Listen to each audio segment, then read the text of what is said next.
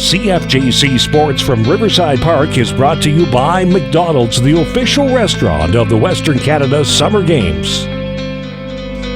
18 years ago, Kamloops played host to the biggest multi-sports festival in the city's history. The 1993 Canada Summer Games were hugely successful, building a volunteer base and an infrastructure that laid a foundation for a tournament capital concept that was still very much in its infancy.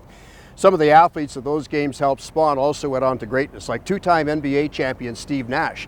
He was a member of Team BC's basketball squad in 1993. Now here we are 18 years later on the eve of another major sports festival. And while it may not be as national in scope as the Canada Games, the Western Canada Summer Games are also sure to produce some great athletic performances over the next 10 days and help to serve as a training ground for some of Canada's future sports stars.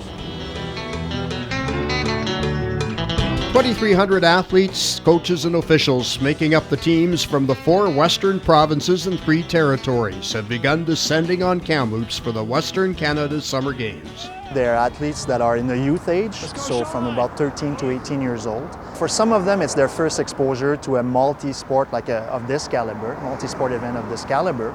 Some they've been competing before, so it varies, but it's really a stepping stone towards the next level, which would be Canada Games. Most of the athletes range in age from 12 to 22, and they'll compete in 2 waves of events over the next 10 days. The breakdown, there's 9 sports in the first week, so from the 5th to the 9th of August we have 9 sports, so with roughly 1,100 athletes coming for that first phase. And the second week, which starts on August 10th to the 14th, there's another 10 sports that are coming to town with another 1,100 or so athletes. There's also a disabled component to the games. In week 1 we have wheelchair athletics.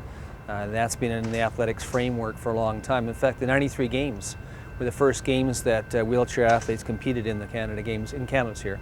So we're carrying on that proud tradition. And this is the first time for wheelchair tennis in a major games. And then in week 2 we have para swimmers. We can have different kinds of disabilities. Swim Canada defines those disabilities and they swim in their category. A lot of hearing disabled athletes, for example, in swimming. Maximum team size is 420 athletes, but the smaller the province or territory, the smaller the team, which means not all teams will be competing in all 19 sports. There's certain provinces that dominate in certain sports traditionally. For example, BC's won rugby every year since the start of the Canada Games or Western Canada Games. So it's tough for a powerhouse BC to play Yukon. So the territories pick and choose. Can they be competitive or not? And if they can be reasonably competitive, then they participate. If they know they can't be competitive, they don't. The 4 western provinces are pretty competitive, but the scoring system, they call flag points, the technical package, which looks at eligibility, tries to equalize the playing field, so it makes it more competitive.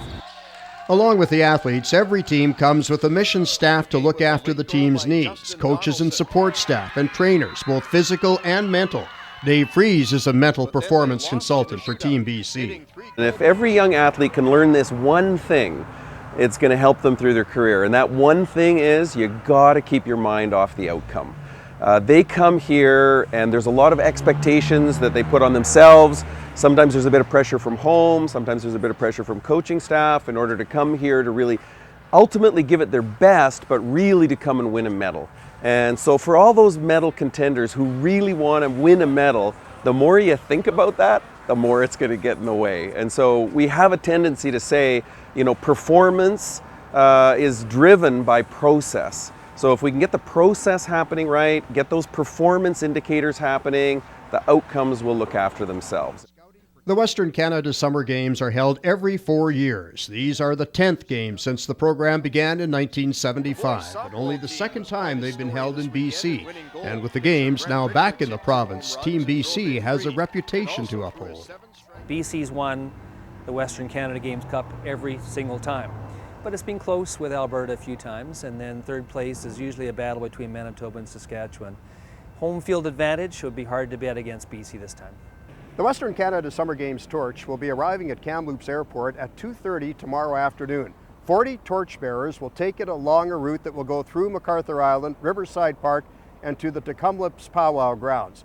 There, Chief Shane Godfredson will take the torch by canoe down the river to Riverside Park, arriving at approximately 7:15. Once he gets here, Chief Shane will bring the torch onto the plaza in front of the Interior Savings Center. He'll then be accompanied inside to present it to the final torchbearer, who will then light the cauldron to officially kick off the games during the opening ceremonies. The actual athletic competition of the Western Canada Summer Games will get underway on Saturday.